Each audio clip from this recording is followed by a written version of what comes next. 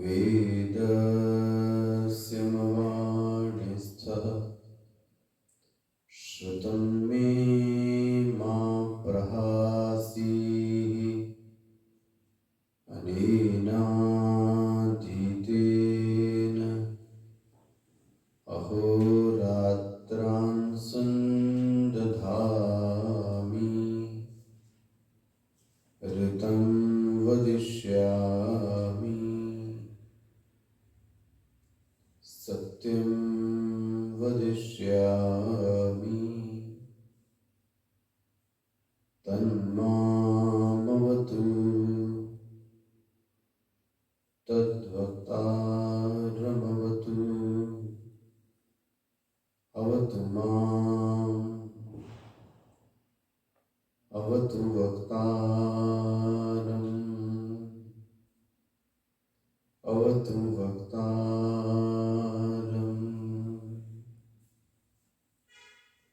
ॐ शान्तिः शान्तिः शान्तिः।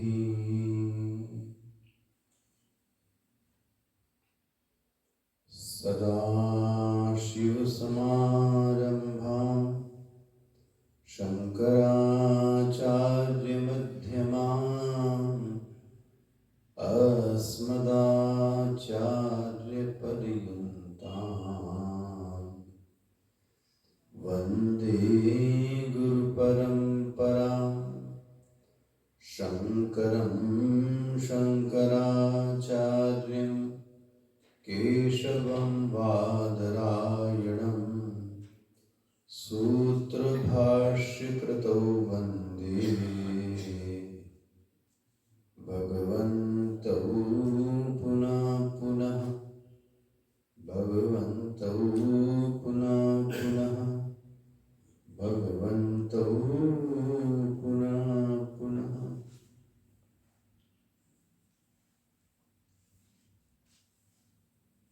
22वां श्लोक से पाठ करेंगे। विग्रहेन्द्रिय प्राणधीतमा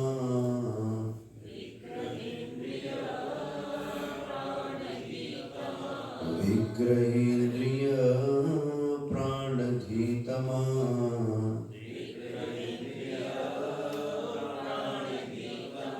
नाहमेकस तज्जडं यस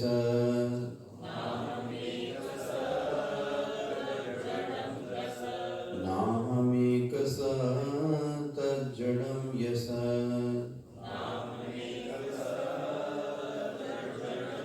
सत्त्वभासिका चित्वक्वेतरा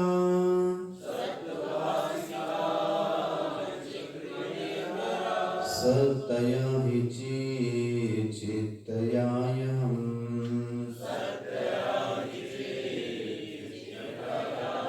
जीवै ईश जीवयो वेशधीभिदा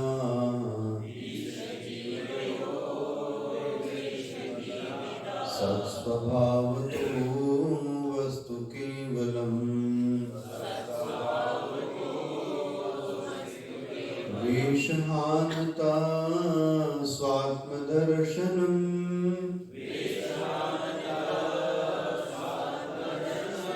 ईशदर्शनं स्वात्मरूपतः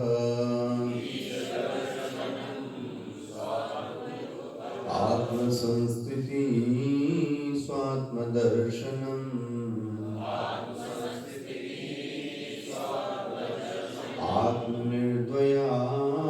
आत्मनिर्द्वयादात्मनिष्ठता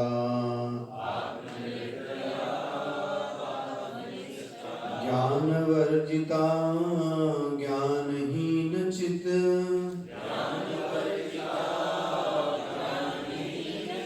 ज्ञानमस्ति किं ज्ञातुमन्तरम् किं स्वरूपमेत्यात्मदर्शने किं स्वरूपमेत्यात्मदर्शने अव्यया भवा पूर्णचित् सुखम् अव्यया भवा पूर्णचित् सुखम् बन्धमुक्त्यतीतं परं सुखम्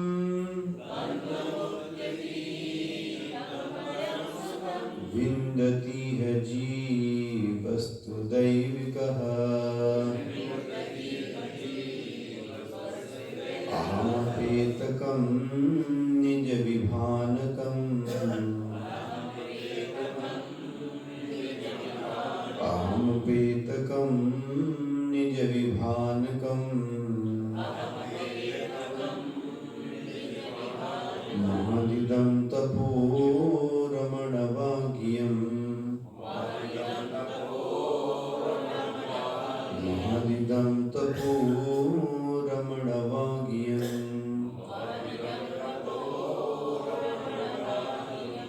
रमणवाक्यम्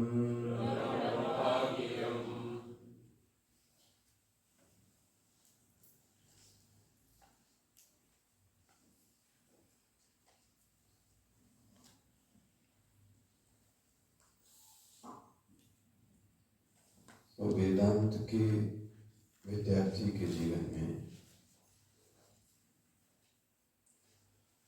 आत्म तत्व के शोधन में या गुरु परंपरा में महावाक्य का शोधन करना अनिवार्य है। महावाक्य का अर्थ बड़ा बड़ा वाक्य नहीं, जो जीव से ब्रह्म के ऐक्य को स्थापित करे, ऐसे वाक्य को महावाक्य कहते हैं। जो जीव को यह विस्मृत कराए कि तुम जीव नहीं हो, तुम ब्रह्म हो, वह व्यष्टि से समष्टि को मिलाने वाला, वो जीवत्व को भंग कर ब्रह्मत्व में प्रवेश करने वाले वाक्य को महावाक्य कहते हैं। जैसे मैंने कल एक महावाक्य लिया, तत् त्वं असि। वह जो वह है, बोले वह कौन है? बोले जो इंद्रिय प्रत्यक्ष नहीं है वो वह है। यह कौन है? बोले जो इंद्रिय प्रत्यक्ष है। आप मेरे लिए क्या हुई? यह। और जो अभी मेरे सामने सम्मुख श्रोता नहीं है वो क्या हो गया? वह। महावाक्य कहता है वह तुम हो। वह कौन है? तो तत्पदवाच्य जो कहा जाता है महावाक्य में, उसको ईश्वर संज्ञा कही गई। जो ईश्वर है वो हमारे सामने अभी इंद्रिय प्रत्यक्ष नहीं है। ध्यान से समझिएगा और इसको गंभीरता से समझिएगा। दर्शन की कोटि की संज्ञा उसी को दी गई जिसने इन 3 प्रश्नों के उत्तर दिए। ऐसा समझे, दर्शन उसी को कहते हैं जो ये इन 3 प्रश्नों का उत्तर देता है। नाउ द फर्स्ट क्वेश्चन मैंने आपके सामने रखा। कभी न कभी आपके जीवन में ये प्रश्न आएगा कि मैं कौन हूं? मैं कौन हूं? मेरे आने का मकसद क्या है? ऐसे ही भगवान ने भेज दिया। मैं कौन हूं ये प्रश्न आना संभव है क्योंकि उसको दिखने लगता है कि मैं कुछ तो हूं, शरीर से अलग हूं, मन से अलग हूं, लेकिन क्या हूं ये मुझे नहीं पता। और इसी की खोज में वो अपने सद्गुरु के पास में जाता है। और पहला प्रश्न है दर्शन के विद्यार्थी के लिए, मैं क्या हूं, मैं कौन हूं? इसको बोलते हैं, उसके गुरु उसको उत्तर देते हैं, तुम अभी जीव हो। तुम अभी जीव हो। नाउ नेक्स्ट क्वेश्चन, मैं कहां रहता हूं? तुम जगत में रहते हो। ये कहां से आया? ये क्यों बना? ये कब बना? ये कैसे बना? इस प्रश्न का भी उत्तर यदि कोई दर्शन कोटि में आना है तो दर्शन को इसका जवाब देना पड़ेगा कि जीव कौन है, जगत कौन है। और तीसरा प्रश्न उसके मन में आएगा, आखिर इस जगत को संचालित कौन कर रहा है। नाउ द थर्ड क्वेश्चन गुरु कहते हैं वो है जगदीश्वर। मैं आपसे कहूं, चाहे वो चारवाक दर्शन होवे, चाहे वह जैन हो, चाहे वह बौद्ध हो, चाहे पूर्व मीमांसा होवे, किसी भी प्रकार का कोई भी दर्शन क्यों ना होवे, उस दर्शन को इन तीन प्रश्नों का उत्तर देना पड़ता है कि उसकी जगत के बारे में क्या अवधारणा है, उसकी जगदीश्वर के बारे में क्या अवधारणा है, और उसकी जीव के बारे में क्या अवधारणा है। यहां वह जो तत्पद शब्दवाच्य है वो कौन है, वह ईश्वर है। इसलिए रमण महर्षि स्पष्ट लिखते हैं, ईश जीवयोः, दो लोग हैं, कौन, ईश जीवयोः, एक है ईश्वर और दूसरा है जीव। बहुत ही सरल भाषा में ईश्वर को यदि परिभाषित किया जाए, हालांकि आप कर नहीं सकते, हरि अनंत, हरि कथा अनंता, लेकिन फिर भी विद्यार्थी को समझाने के लिए, शिष्य को समझाने के लिए गुरु संकेत करते हैं। पहला, कोई एक शक्ति है जो तुम पर शासन कर रही है, क्या तुमको ये स्वीकार है?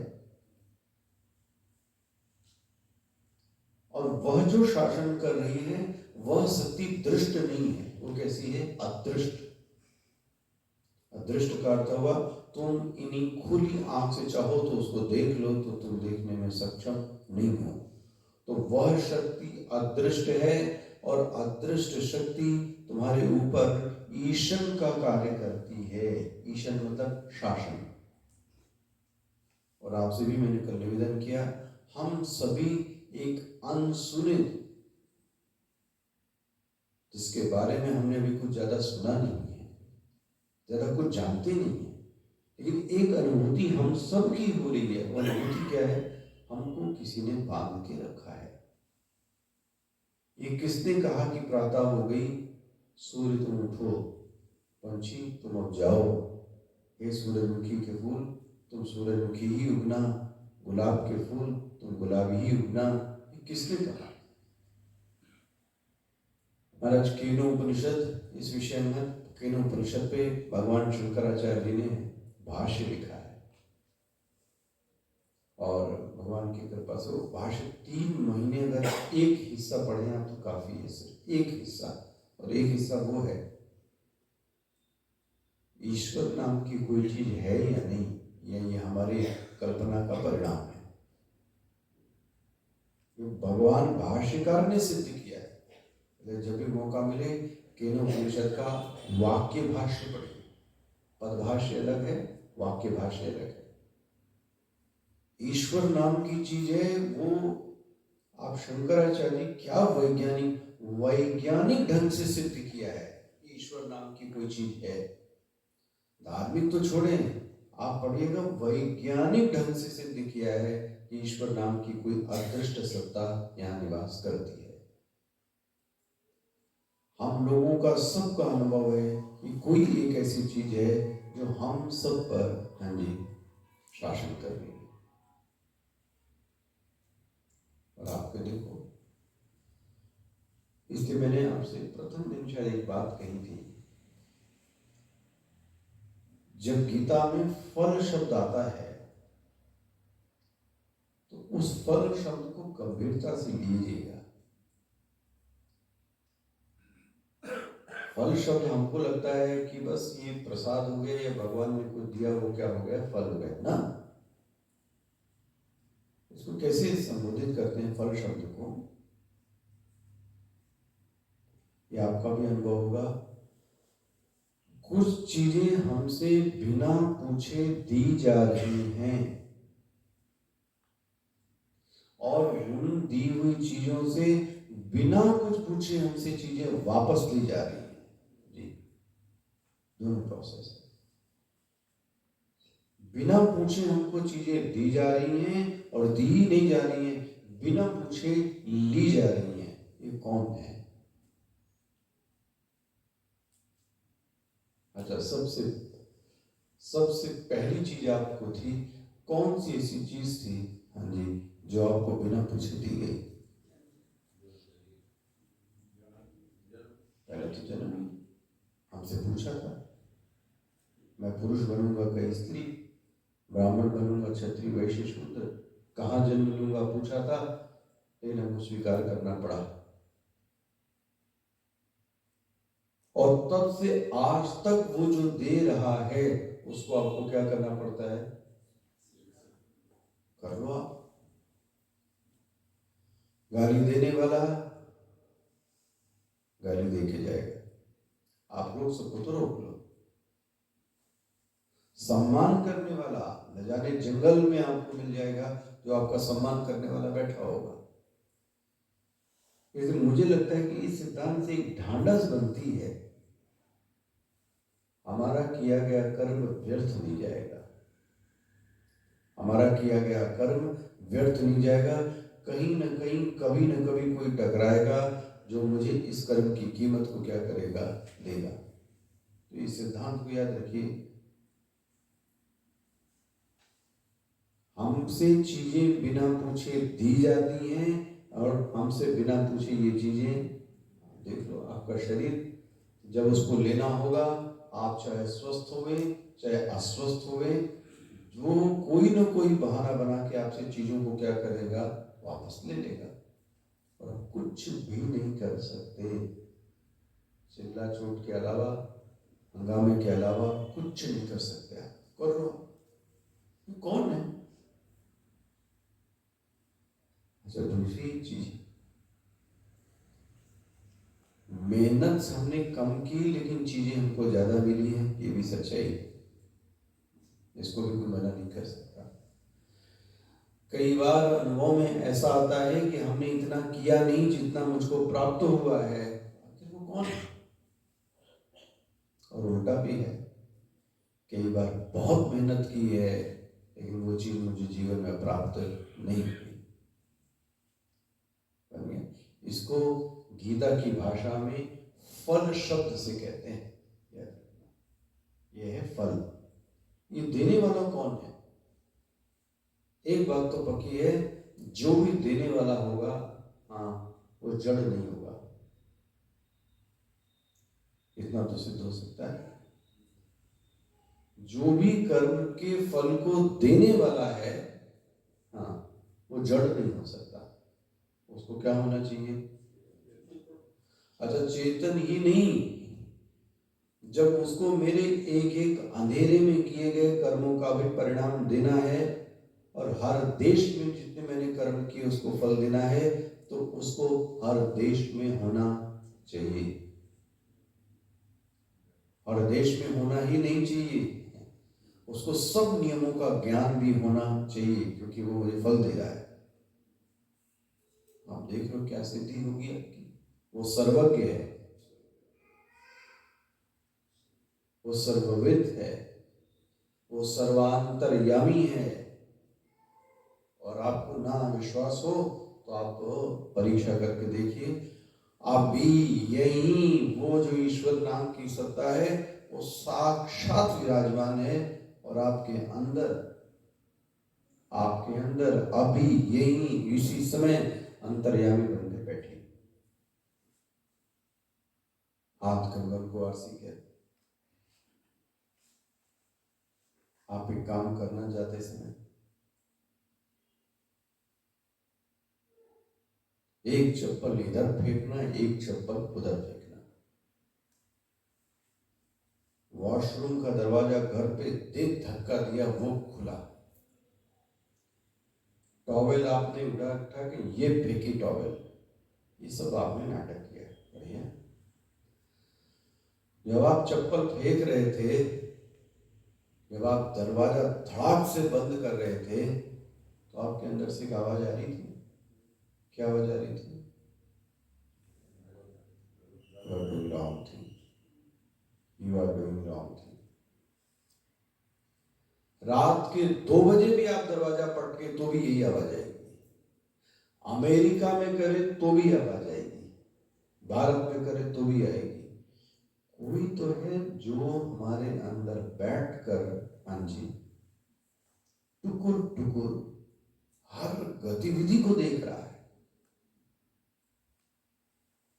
सोच के कोई तो है,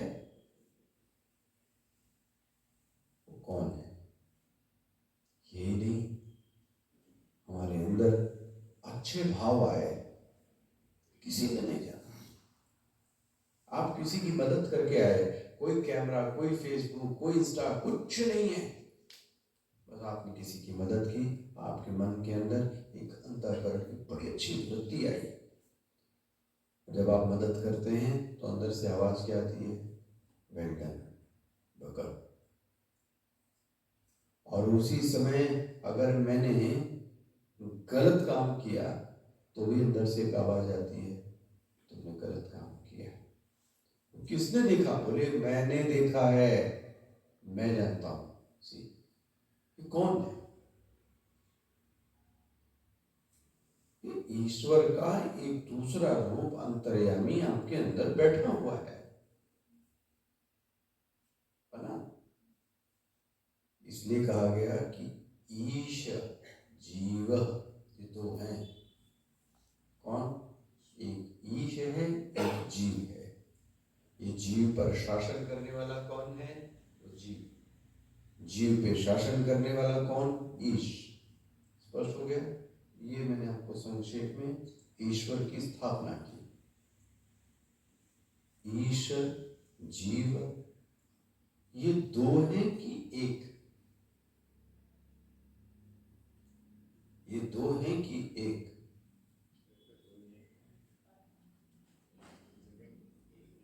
ये चक्कर है। एक सुंदर कहावत सुनाता हूं आपको, हनुमान जी की। और अगर आपको ये स्मरण आ जाए तो बड़ी अच्छी बात है। हनुमान जी से पूछा गया, महाराज हनुमान जी, भगवान से आपका क्या रिश्ता है? प्रभु से आपका क्या रिश्ता है? हनुमान जी ने जो आंसर दिया महाराज, वेदांत से भरपूर, व्यवहार से भरपूर, स्पष्ट करते हैं। हनुमान जी क्या बोलते हैं? देह दृष्टिया तो दासोहम। ये सदैव वेदांत के विद्यार्थी को याद रखना चाहिए। ये सदैव अहम ब्रह्मास्मि शिवोहम शिवोहम से काम नहीं चलता। जब रोते हो तो किसके पास जाते हो? जब हमारी कोई मदद नहीं करता तो कौन आता है मदद करने? तो शिवोहम हो क्या तुम ब्रह्मास्मि हो क्या?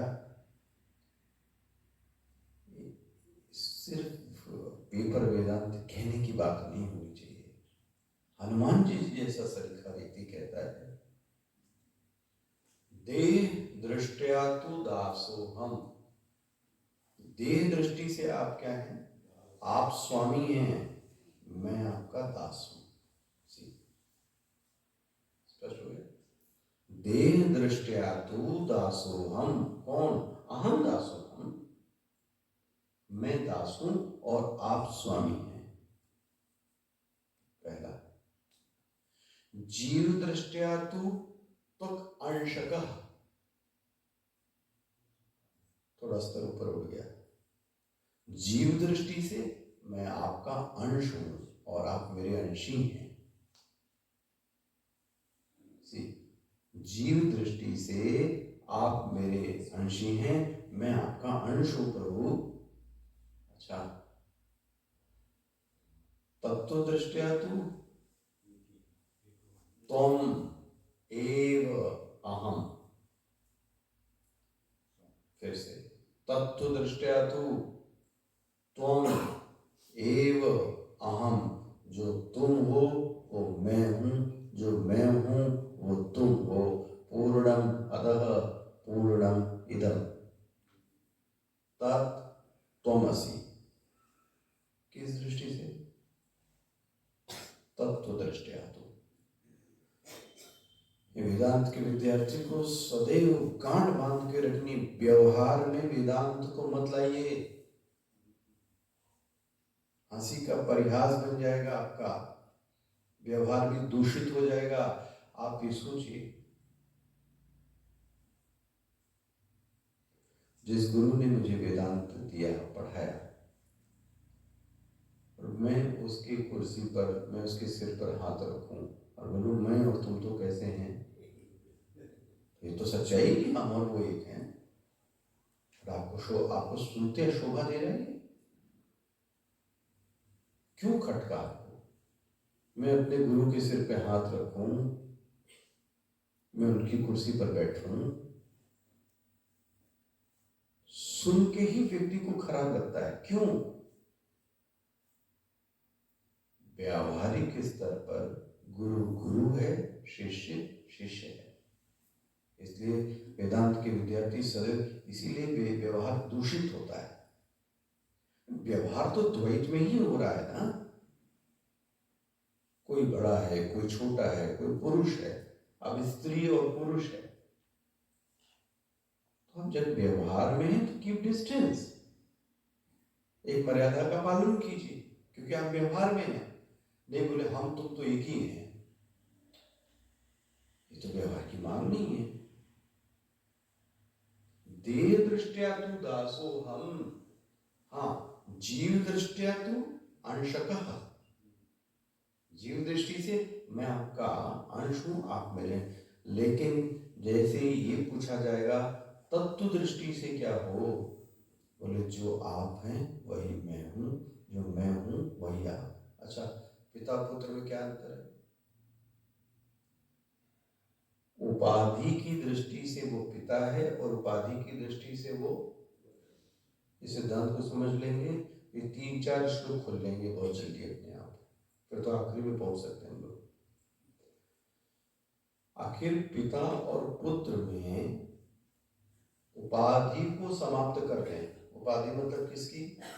आप पिता हैं, मैं आपका पुत्र हूं, तो दोनों ही कैसे दिखेंगे आपको? अच्छा, एक काम यही बैठे बैठे अभी आप करो। क्या काम करो?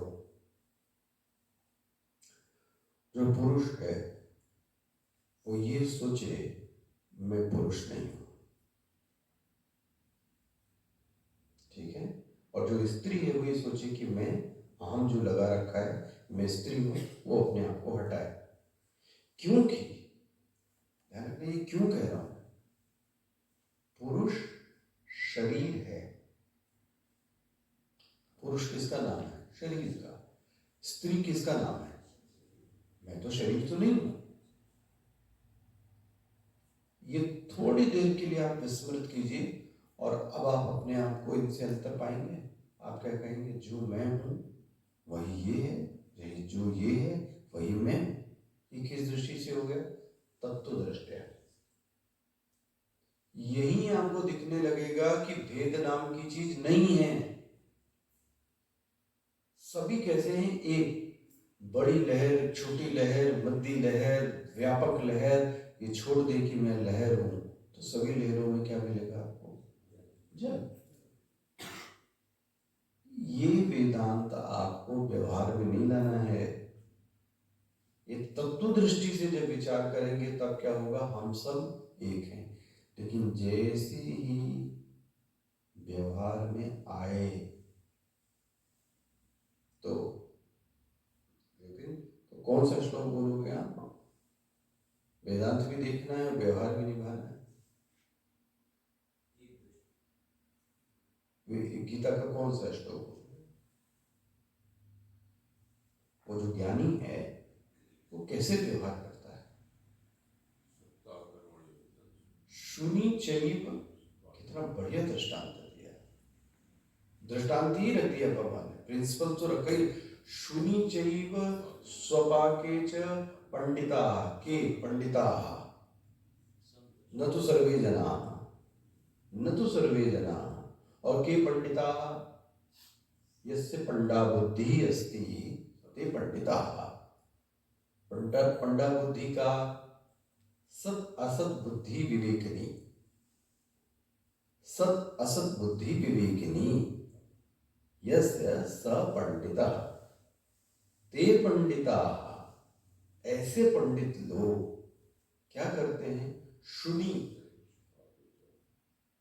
कुत्ता कुतिया, आदमी औरत, पंडित विद्वान, शुनि चैव शुपाके च पंडिता, ये क्या करते हैं? समदर्शना। बोले कैसे? कैसे? ध्यान रखना, जो मैं आपको पंक्ति कहना चाहता था, समवर्तन नहीं कहा है, समदर्शन कहा है। अंतर दिखता है तो उनमें व्यवहार सबसे अलग अलग होगा, और सबसे अलग अलग व्यवहार होते हुए भी हाँ जी सबके प्रति जो दृष्टि होगी जी वो एक होगी। महाराज कोई एग्जाम्पल हमारे गुरु जी ने बहुत ही सुंदर दृष्टांत दिया था, तो क्लिक हो जाए तो चीजें आपको जीवन भर के लिए खिल जाती है। महाराज एक चिकित्सक है, उसके पास एक औरत आई, तो उसने औरत का इलाज किया। एक छोटा बच्चा है, और बच्चे को उसने गोद में उठाया, अपनी कुर्सी पे बैठाया, उसका सब चेक किया। एक वृद्ध पुरुष आया, वृद्ध को हाथ पकड़ के उसका इलाज किया। एक नौजवान आया, नौजवान का इलाज किया। अच्छा, अब मुझे आप ये बताइए, नौजवान, बच्चा, पुरुष, स्त्री, अपाहिज जो आए, उसने सबसे एक जैसा व्यवहार किया कि अलग अलग किया? अलग अलग किया। वृद्ध को पकड़ के बैठाला, स्त्री को बोला तुम देवी माता वहीं बैठ जाओ, बच्ची को बोला तुम इधर आ जाओ। सबसे व्यवहार अलग अलग कर रहा है, लेकिन सबके प्रति दृष्टि क्या है? सब पेशेंट है, सब पेशेंट है। तो ये कैसे हुआ? समवर्तना की समदर्शना? समदर्शना।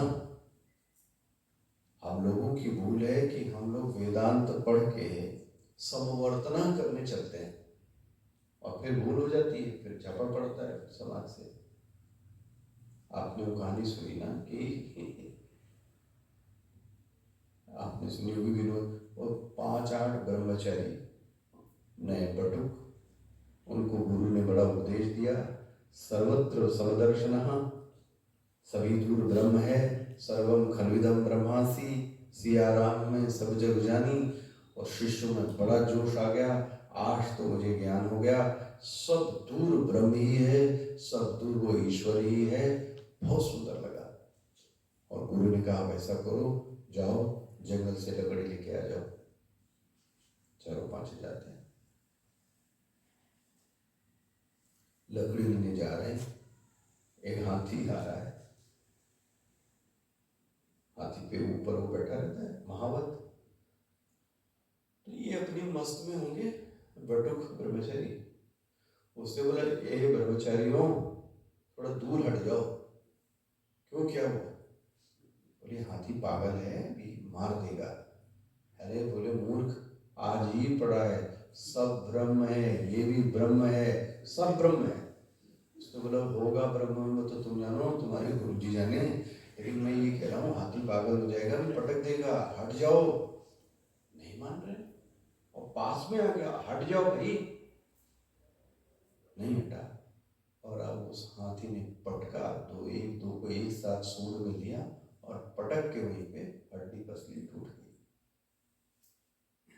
कहानी यहीं ही समाप्त होती है। तो फ्रैक्चर हो गया, प्लास्टर बांध दिया, तो उनके गुरु मिलने आए हॉस्पिटल में। क्या हुआ भाई, क्या पाठ पढ़ा है? बोले आपने सब ब्रह्म है, उठा के पटक दिया हाथी ने हमको, हमारा क्या कसूर था? हमने तो यही बोला कि ये ईश्वर है, उसने तो उठा के पटक दिया, मेरा हाथ पैर टूट गया। यही ज्ञान है क्या गुरुजी? गुरुजी ने पूरी कहानी सुनी, कैसे हुआ। गुरुजी थे, उन्होंने क्या उत्तर दिया, जब तुमको हाथी में ब्रह्म दिख रहा था तो महावत में ब्रह्म नहीं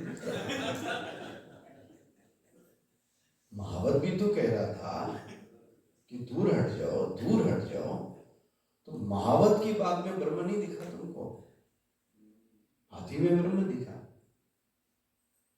इसको कहावत बोलते हैं, मीठा मीठा गप, कड़वा कड़वा थू।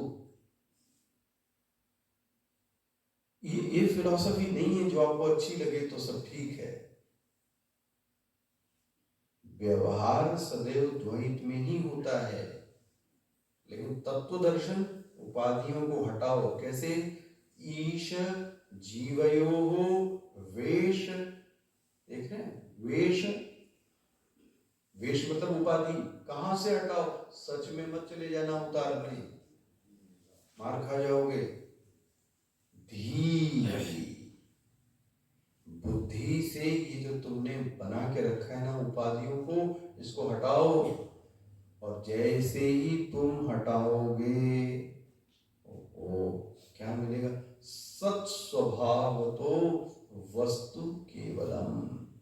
तुमको एक वस्तु दिखाई देगी जो सभी में क्या है? कॉमन है, चाहे वो जीव हो चाहे ईश्वर। इसलिए नेक्स्ट इसी को कहते हैं वेश हानतः। अगर ये समझ में आ गया तो ये खुल जाएगा। वेश, वेश मतलब उपाधि। हम लोगों ने भी क्या पहना है? वेश। अब वेश पहना है तो एक लाल दिख रहा है, पीला दिख रहा है, काला दिख रहा है, मोटा दिख रहा है। शरीर भी तो क्या है? ये भी तो वेश है ना। इसीलिए तो इसका नाम क्या पड़ा गया? वस्त्र। वस्त्र मतलब आच्छादनात्, जो आपको आच्छादन करती है उसको क्या बोलते हैं? वस्त्र। तो हम सबका शरीर कैसा है? एक। लेकिन जो हमने काला पीला लाल पहन के रखा है, इसके कारण कितने दिख रहे हैं? अनेक। अच्छा, और दृष्टि देख लो, सबके शरीर भी अनेक नहीं है, सबके शरीर में ये सब एक ही चीज है। भगवान शंकराचार्य जी ने कहा, नारी स्तन भरनाभि द्वेषम दृष्ट्वा मागा। सब तो एक ही है, मल मूत्र विकारी ही तो है, फिर क्यों आकर्षित हो रहा है? ना होता है साधु को।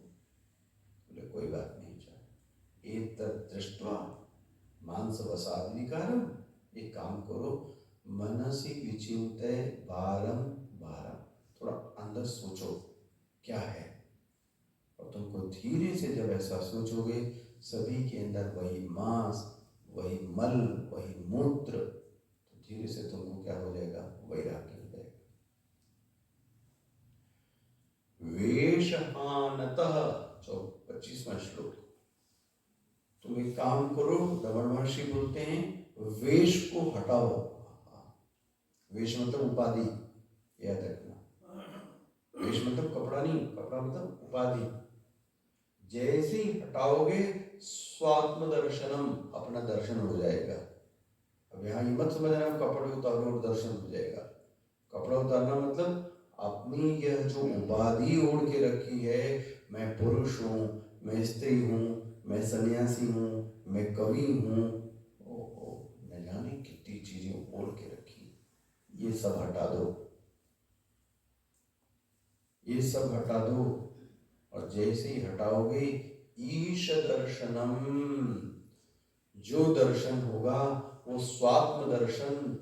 जब स्वयं का दर्शन करोगे तो वही ईश दर्शन कहलाता है। भगवान का दर्शन अलग से नहीं है, वह जो आत्म तत्व का दर्शन है वही कैसा है? स्वात्म दर्शन है।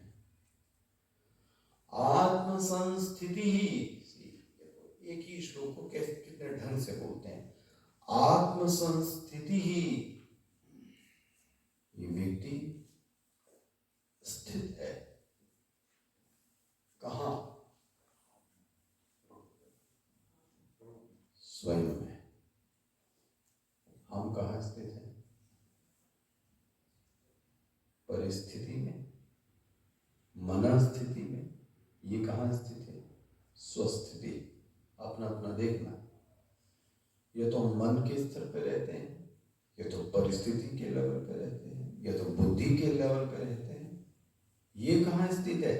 आत्म आत्म संस्थिति ही, ये आत्मा में स्थित है। इसलिए जब स्वयं में स्थित है, स्वात्म दर्शनम, और वो दर्शन कर रहा है, स्वयं से स्वयं को ही देख रहा है। बोले ये कैसे हो रहा है? बोले इसका कारण है आत्मनिर्द्वयात्, आत्मा एक ही है। इसलिए इसको, इस आत्मज्ञान निष्ठता, इसको क्या प्राप्त हो गई? निष्ठा। देखो, ये स्वयं को पहचानना ही ज्ञान है, और इस ज्ञान को जानना ही निष्ठा है। अब ये सिर्फ आपको ये कहूँ ब्रह्मचारी, ये वेदांत में दो मत हैं। एक ज्ञान पश्चात निष्ठा, और एक मत है ज्ञान एवं निष्ठा। वेदांत के दो स्कूल ऑफ थॉट्स जाते हैं। ज्ञान एवं निष्ठा, ज्ञान ही निष्ठा है भाई।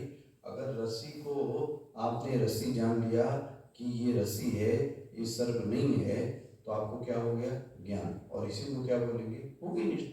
बोले अब जब तक की आवश्यकता है क्या? ज्ञान हो ही गया तो निष्ठा हो गई। दूसरा पक्ष कहता है कितना भी जान लो, वो जानने में दम नहीं है जब तक बाद में क्या हो जाए? निष्ठा, नितराम स्थिति। कहीं भी किंचित मात्र भी संशय विपर्य शून्य प्रज्ञा उत्पन्न हो जाए, संशय विपर्य शून्य प्रज्ञा उत्पन्न हो जावे, ऐसी स्थिति पैदा हो जावे जहां किंचित मात्र भी संशय वृत्ति का उदय नहीं है, ऐसी स्थिति को निष्ठा शब्द से कहते हैं। जैसे कि मैं पुरुष हूं, इसमें किंचित मात्र भी शब्द है। मैं स्त्री हूं, इसमें किंचित, तो ये क्या प्राप्त हो गई आपको? कोई लाख कहे आपसे कि तुम पुरुष नहीं हो, तुम स्त्री नहीं हो, व्यक्ति कहेगा तुम जानो अपना ज्ञान, हम क्या है वो हमको पता है। तो ये क्या प्राप्त हो गई आपको? निष्ठा। यहां पे भी बोलते हैं जैसे उसने हटाया और अपना स्वात्म दर्शन किया, बोलते हैं उसको क्या प्राप्त हो गई? निष्ठा, आत्मनिष्ठता। ये बड़ा सुंदर श्लोक है, 27वां। ज्ञान वर्जित, थोड़ा थोड़ा पढ़ना, और अज्ञानहीन चित्त, वह जो चैतन्य है, वह जो आत्म चैतन्य है, वो ज्ञान और अज्ञान से रहित है। बोले ज्ञान से रहित, ये क्यों बोले? ज्ञान मतलब सविषय ज्ञान। जब भी, थोड़ा क्लिष्ट पड़ेगा, जब भी वृत्ति होती है तो वृत्ति किसी न किसी विषय को लेकर ही आती है। अच्छा आप करो, अभी अभी एक प्रयास करो, एक ऐसी वृत्ति लाओ कि उसका कोई विषय ना हो।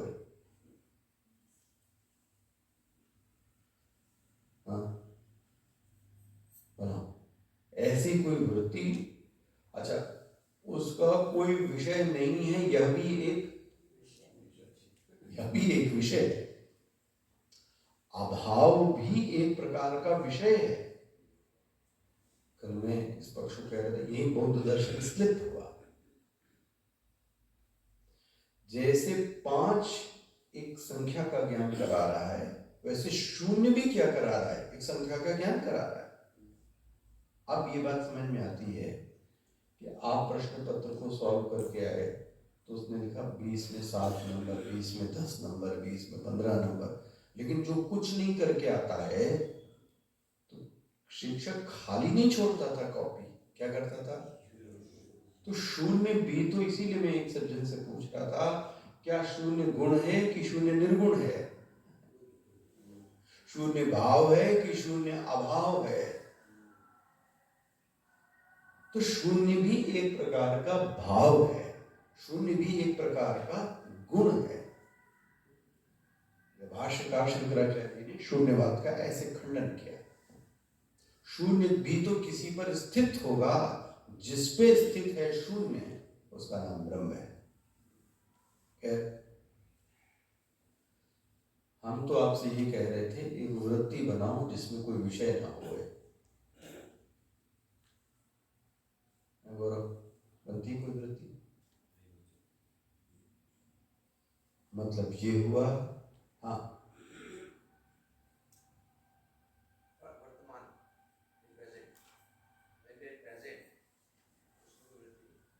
सोच के देखो, अभी अभी की करके देखो, वर्तमान में हूं ये एक वृत्ति है कि नहीं? मैं पास्ट में नहीं हूं, मैं पास्ट में नहीं हूं, हाँ, अभी इसी समय वृत्ति हर क्षण बदल रही है। हाँ, किसके सेंटर? तीन ही काल है महाराज, ये तो भूत, ये तो वर्तमान, किसको? हाँ, आप करके देखो, उसके बावजूद भी वृत्ति रहेगी। मैं प्रेजेंट को भूला, ये वृत्ति का विषय है या नहीं? मैंने अपने वर्तमान को हटा दिया, ये क्या है? मैंने, एक वृत्ति है, उस वृत्ति का विषय क्या है?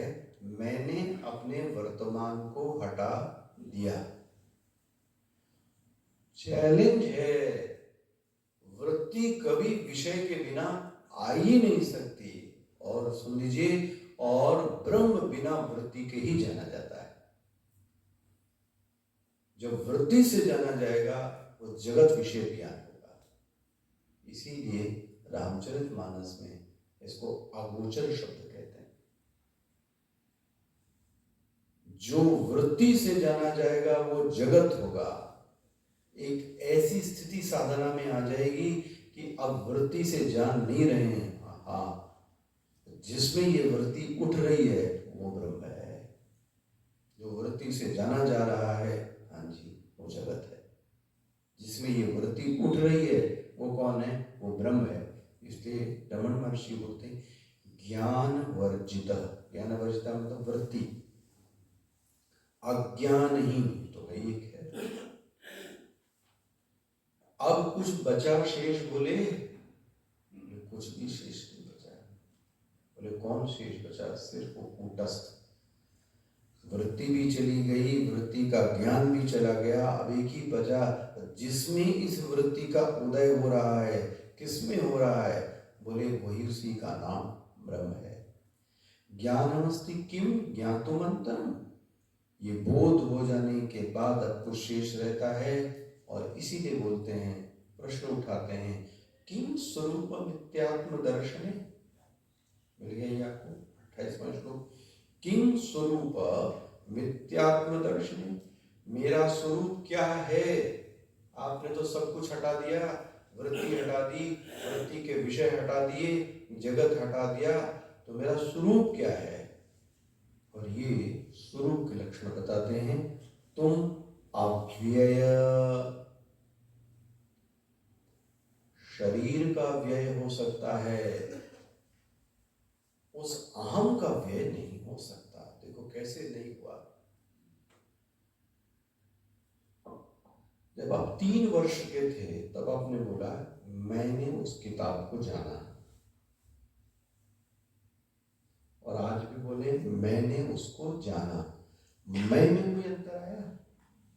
शरीर में तो अंतर आया, बुद्धि में अंतर आया, लेकिन मैं पना कौन सा है? जो बचपन का मैं था वही मैं आज भी कंटिन्यू है। ध्यान रखना, मरने के बाद में भी रहेगा। बस इतना ही है, वो अपने आप को प्रकट नहीं कर पा रहा है। प्रेत क्या है? भूत क्या है? प्रेत क्या है? ये तो कभी मत कहना कि ये नहीं होते। नहीं होते तो आप क्यों बोलते भूत पिशाच निकट नहीं? तुलसीदास जी को दर्शन किसने दिया? प्रेत ने कराया। भागवत स्टार्ट किससे हुई? फिर अच्छा, तो भी तुमको बोलता हूं, एक सिद्धि है, उसका नाम है प्रेतराज सिद्धि। प्रेतराज सिद्धि हनुमान बालाजी के शिष्य, और इनको लंका में ही मिल गए महाराज। तो ये जो आप देखते हैं ना बागेश्वर और ये सब, कि वो उसको बोलते चमेटा मार, तो उसको पढ़ते भी तो चमेटे, नीचे बैठ जा, बैठालता कोई नहीं है। पकड़ में आ रहा है? ये जो सिर पे मार, और आप देखना उसको सिर पे ही हाथ रखेगा। ये कौन कर रहा है पता नहीं। That siddhi is called Pretraj siddhi. ये हनुमान जी के शिष्य, हनुमान जी नहीं, हनुमान जी का हमको बहुत काम धाम है। ये डिपार्टमेंट में तुमको सौंप के जा रहा हूं, क्योंकि वो हनुमान जी को गुरु मानते हैं। इसलिए आप मेहंदीपुर के बालाजी में जाएंगे तो हनुमान जी मिलेंगे, और उनके बगल कौन मिलेगा? प्रेतराज। और इन्हीं को बोला जाता है कोतवाल। कोतवाल तो ये जो ऊपरी शक्ति होती है ना, जिनको बड़ा सताती है, उनके लिए कौन है? प्रेतराज। एक सेकंड होता है महाराज, करोड़ों की सेना इनके साथ चलती है। किसके साथ? प्रेतराज के साथ। करोड़ों की सेना है, उनमें बोलते हैं जरा सा कोई गण सिद्ध हो जाता है, उसी से काम हो जाता है। प्रेतराज को भी आने की फुर्सत नहीं बोलते। प्रेतराज की कोई एक जरा सी चीजें सिद्ध हो गई तो काम हो जाता है। इसलिए आपने देखा ऐसे किया उसने, यदि को आमंत्रित किया, ये किया, बस वो हुआ। खुद कहाँ से है? उसने हनुमान जी के शिष्य प्रेतराज को क्या करके रखा है। ये तो आप करते हो उपासना, इसलिए बता रहा हूँ। इस सिद्धि को क्या बोलते हैं? प्रेत। मैं तो आपको प्रेत के बारे में कह रहा हूँ। प्रेत है, और शर्त ये है कि वो आपको सामने नहीं दिख सकता, उसके पास इच्छाएं भी हैं, उसके पास अतृप्ति भी है, और परेशान भी करता है।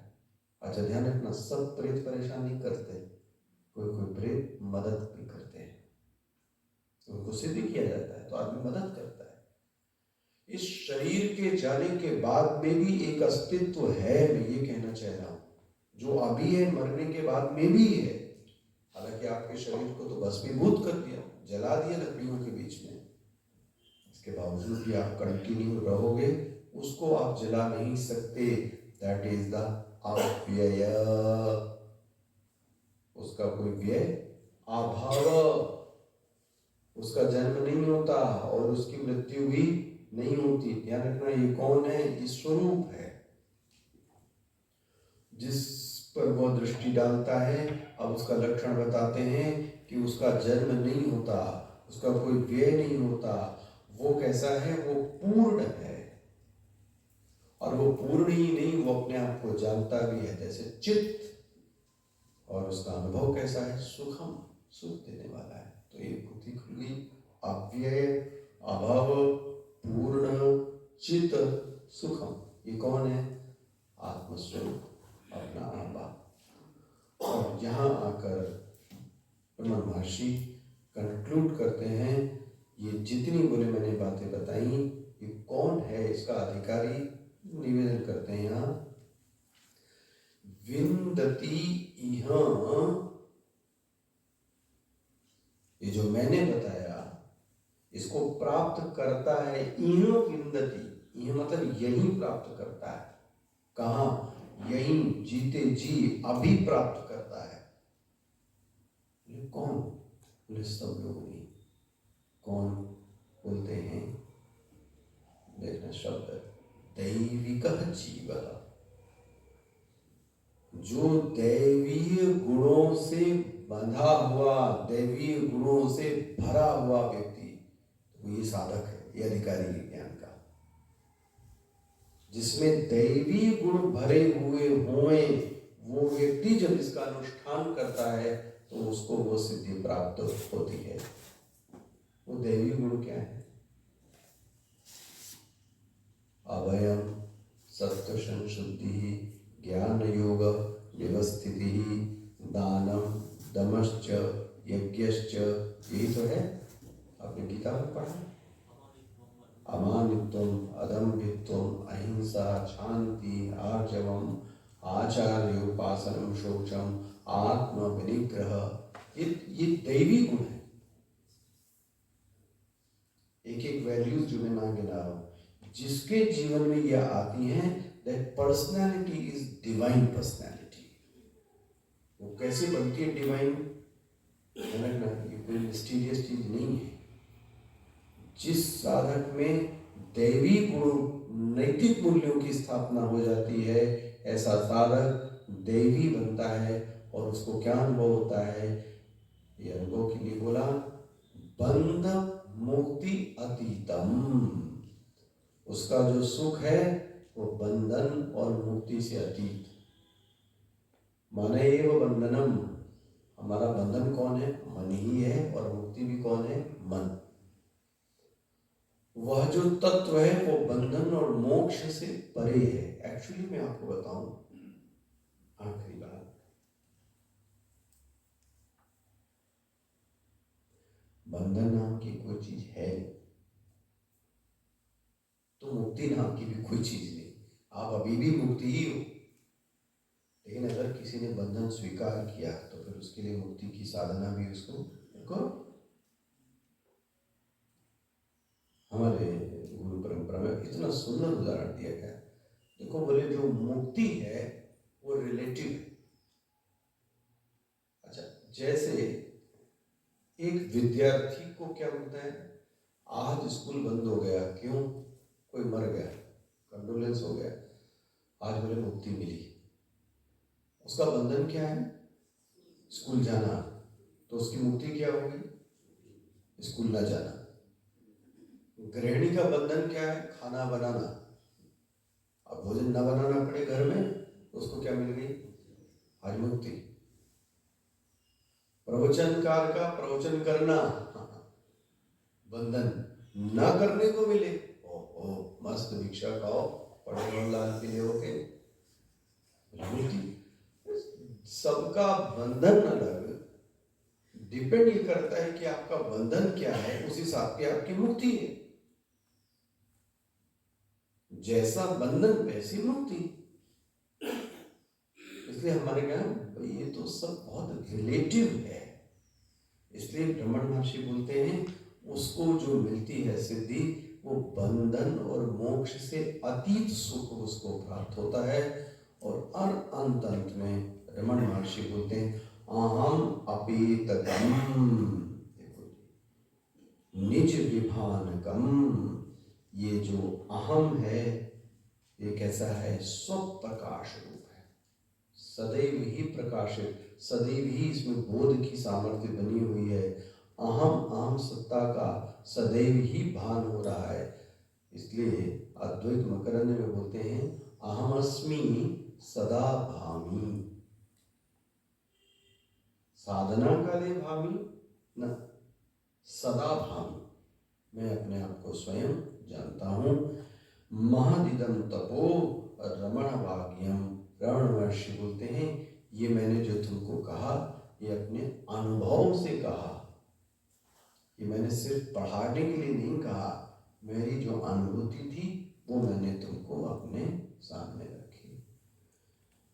यहाँ पर ये ग्रंथ समाप्त होता है।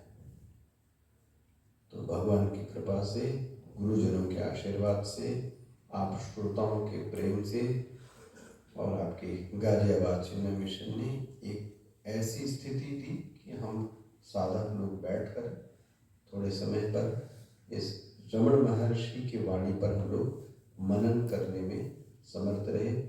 निर्विघ्न रूप से हम लोग इस पर विचार कर सके। इसलिए सभी गुरु परंपरा को के प्रति कृतज्ञता व्यक्त करते हैं।